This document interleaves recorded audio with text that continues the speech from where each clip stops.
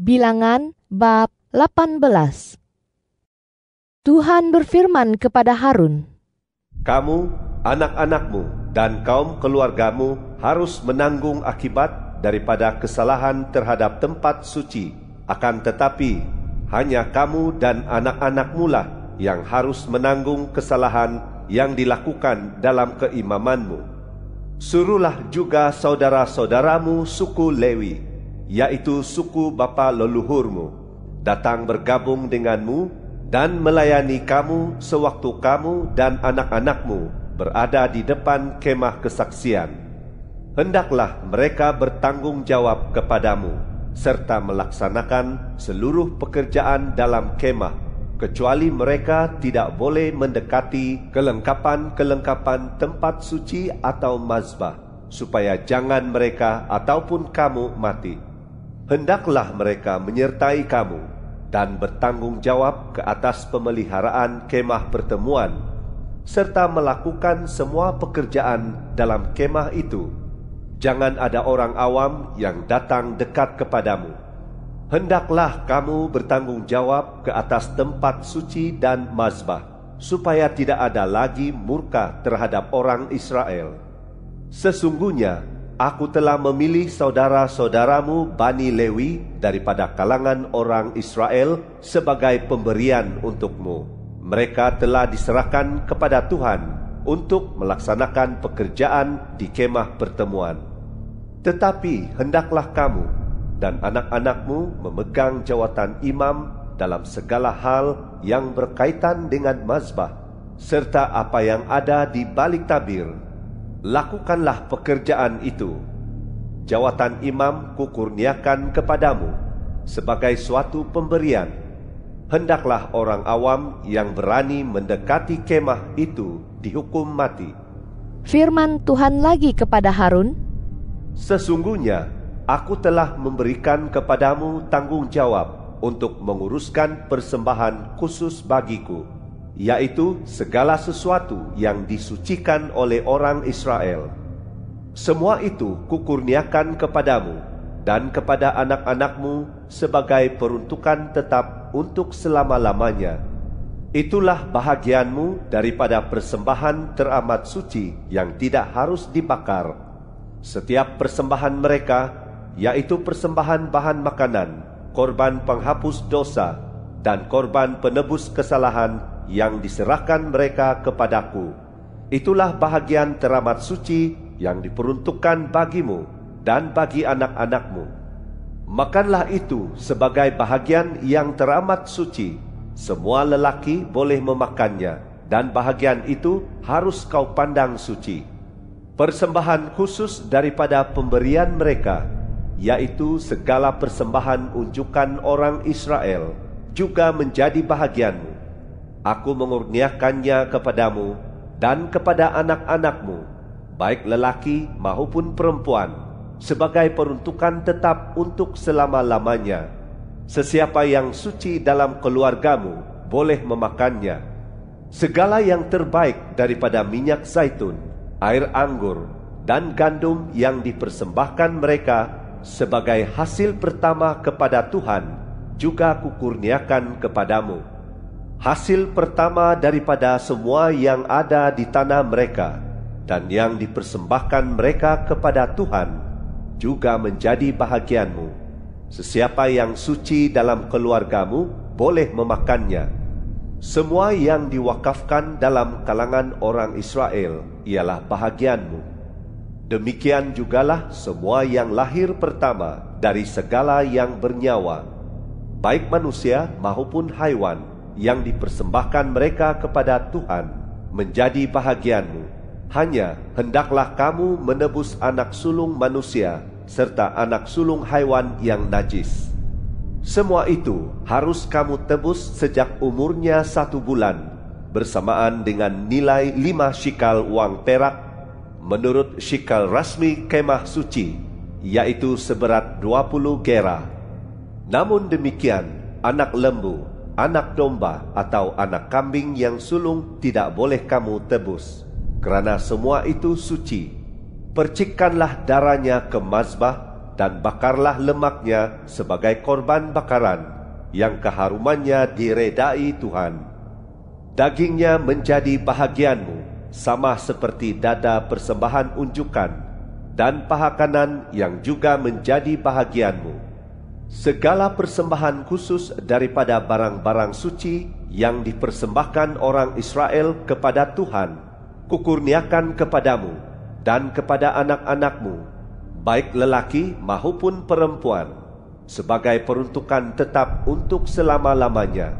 Itu ialah suatu perjanjian garam untuk selama-lamanya di hadapan Tuhan bagimu dan bagi keturunanmu. Tuhan berfirman kepada Harun, kamu tidak akan mendapat harta pusaka di negeri mereka, dan tidak akan mendapat bahagian dalam kalangan mereka. Akulah bahagianmu, dan harta pusaka milikmu dalam kalangan orang Israel.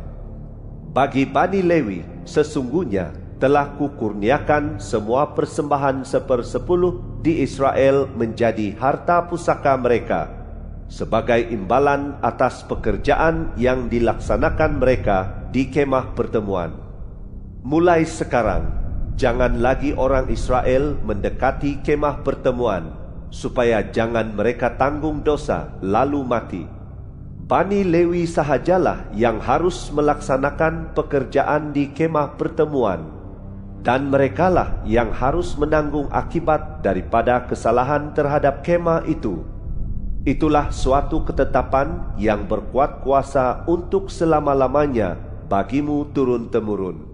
Mereka tidak akan mendapat harta pusaka dalam kalangan orang Israel, kerana persembahan 1/10 orang Israel yang diserahkan sebagai persembahan khusus kepada Tuhan telah kukurniakan kepada Bani Lewi menjadi harta pusaka mereka. Itulah sebabnya tentang mereka aku berfirman bahawa mereka tidak akan mendapat harta pusaka dalam kalangan orang Israel.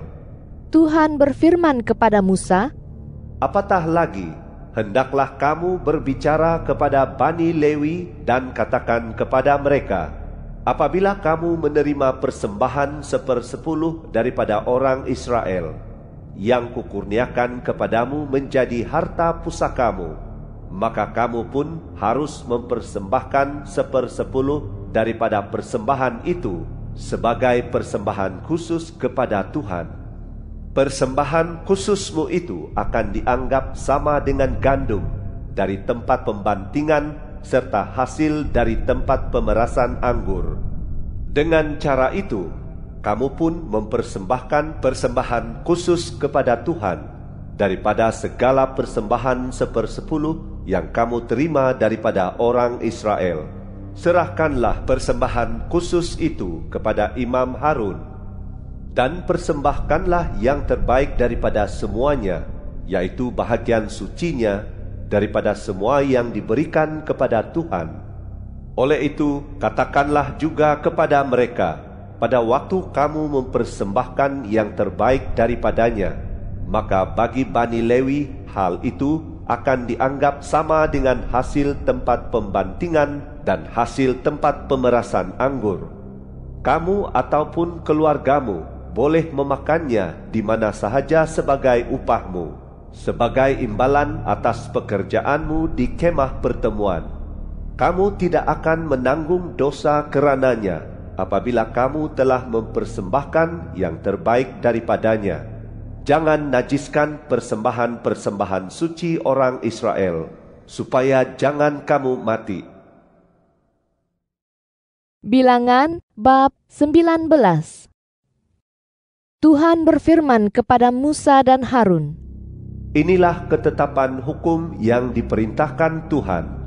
Suruhlah orang Israel membawa kepadamu seekor lembu betina warna merah yang tidak bercacat celah dan yang belum pernah dipasangkan kuk. Serahkanlah lembu itu kepada Imam Eleazar. Selanjutnya, hendaklah lembu itu dibawa keluar perkemahan, dan hendaklah disembelih di hadapannya.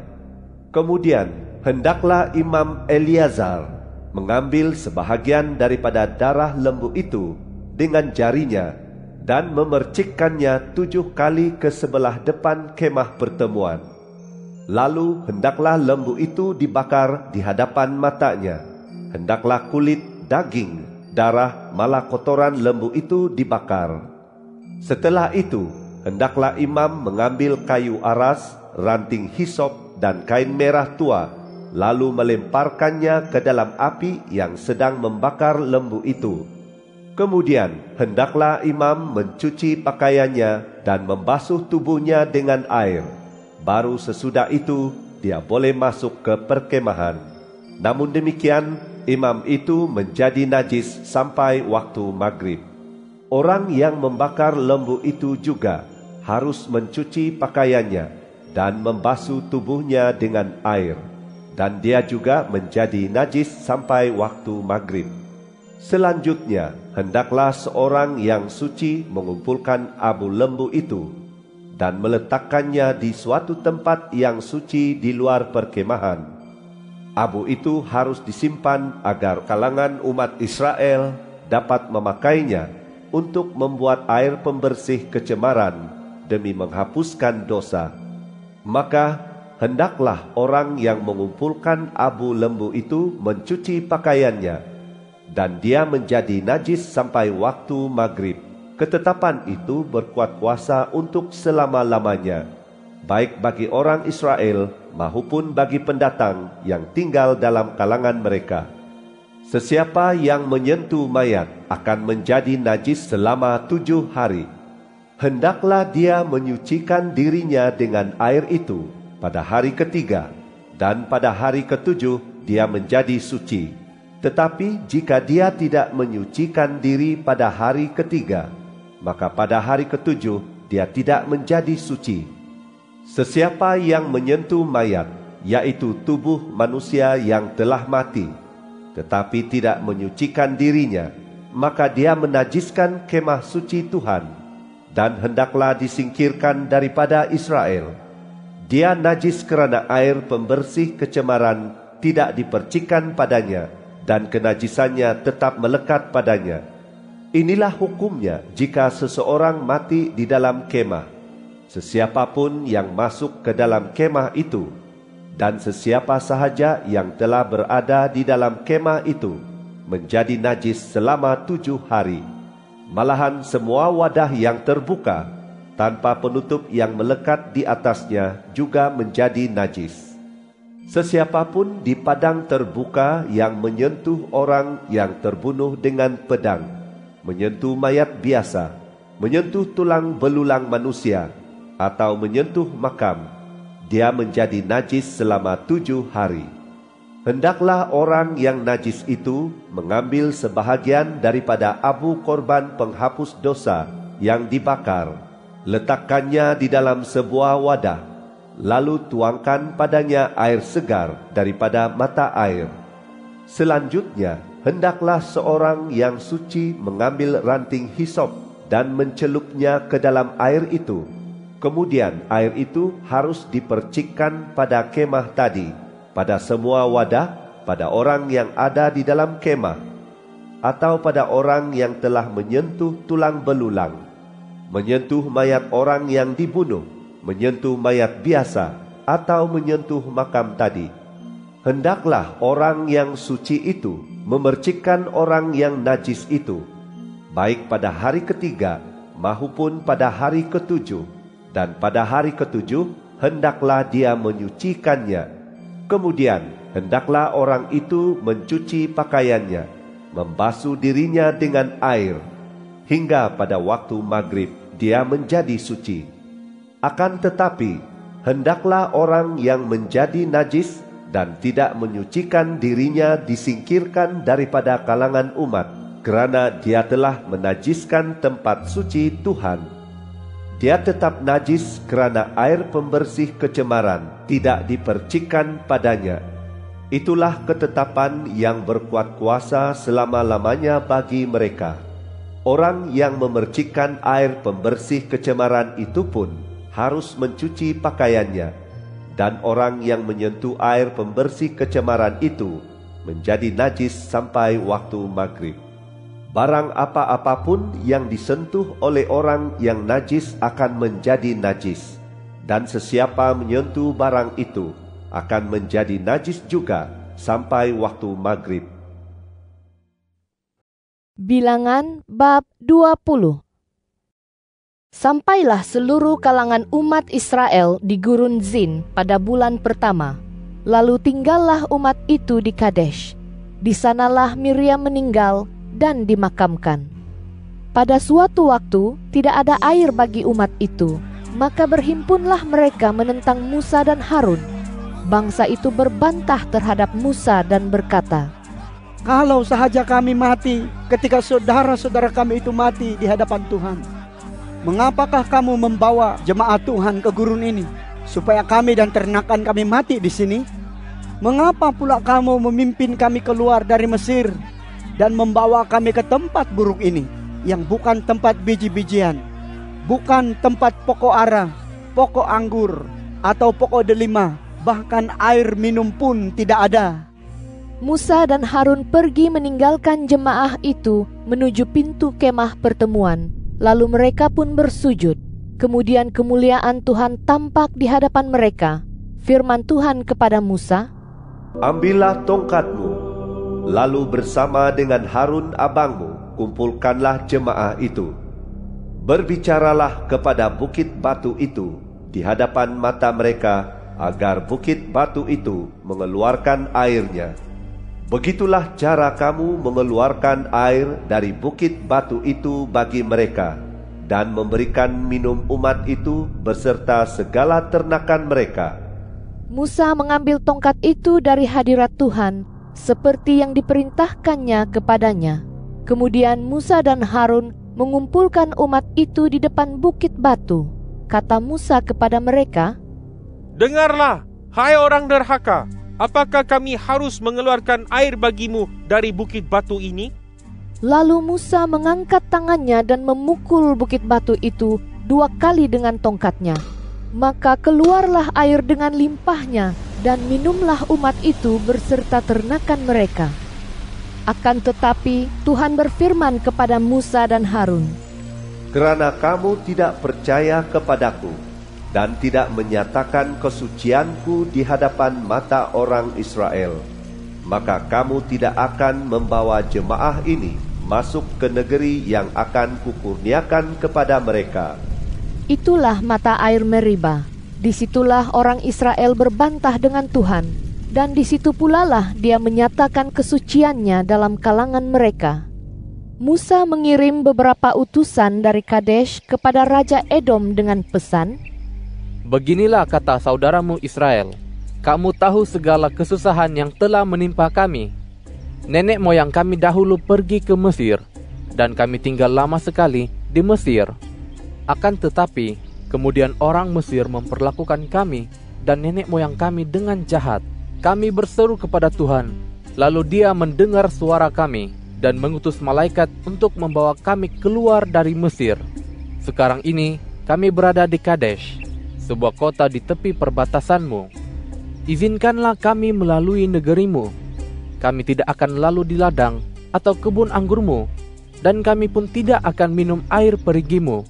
Kami akan berjalan di jalan raya raja sahaja, tanpa menyimpang ke kanan atau ke kiri, sehingga kami melalui perbatasanmu." Tetapi kata orang Edom kepada mereka, "Kamu tidak boleh lalu di daerah kami. Jangan sampai kami keluar menghadapi kamu dengan pedang." Kata orang Israel kepada mereka, Kami hanya akan berjalan melalui jalan raya. Kalaupun kami dan ternakan kami meminum airmu, kami akan membayarnya. Hanya izinkanlah kami melaluinya dengan berjalan kaki. Tidak ada permintaan lain lagi daripada kami." Tetapi jawab mereka, "Kamu tidak boleh melalui jalan raya itu." Lalu orang Edom keluar menghadapi mereka dengan rakyat yang ramai dan dengan pasukan yang kuat. Kerana orang Edom menolak dan tidak mengizinkan orang Israel lalu di daerahnya, maka berbaliklah orang Israel meninggalkan mereka. Setelah seluruh umat orang Israel berangkat dari Kadesh, sampailah mereka di Gunung Hor. Kemudian di Gunung Hor itu Di perbatasan tanah Edom, Tuhan berfirman kepada Musa dan Harun, Harun akan dikumpulkan bersama-sama kaum leluhurnya. Dia tidak akan masuk ke negeri yang kukurniakan kepada orang Israel, kerana kamu berdua telah menderhaka terhadap firman-Ku di mata air Meribah. Panggillah Harun dan Eleazar, anaknya, dan bawalah mereka naik ke Gunung Hor. Kemudian tanggalkanlah pakaian Harun dan kenakanlah pada Eleazar, anaknya, kerana Harun akan dikumpulkan bersama-sama kaum leluhurnya. Dia akan mati di sana. Musa melakukan seperti yang diperintahkan Tuhan. Mereka naik ke Gunung Hor di hadapan mata seluruh umat itu. Di sana Musa menanggalkan pakaian Harun dan mengenakannya kepada Eleazar anaknya. Kemudian wafatlah Harun di sana, di puncak gunung itu. Setelah itu Musa dan Eleazar turun dari gunung itu. Ketika seluruh umat itu tahu bahwa Harun telah meninggal, maka seluruh keturunan kaum Israel meratap untuk Harun itu selama 30 hari.